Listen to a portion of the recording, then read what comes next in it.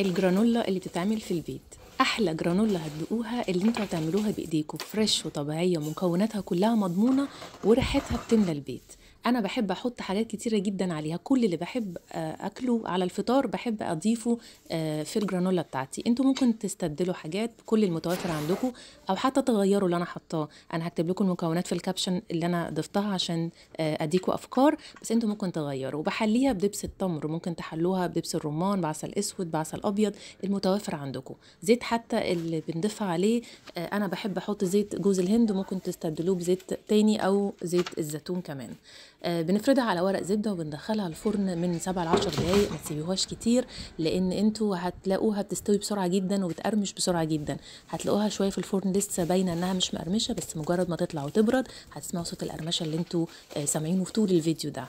احلى حاجه ممكن تفطروا بيها، احلى حاجه ممكن تتعشوا بيها مع لبن او زبادي. بجد احلى حاجه هتعملوها لاولادكم ان شاء الله وهتدعوا لي. جربوها وبالهنا.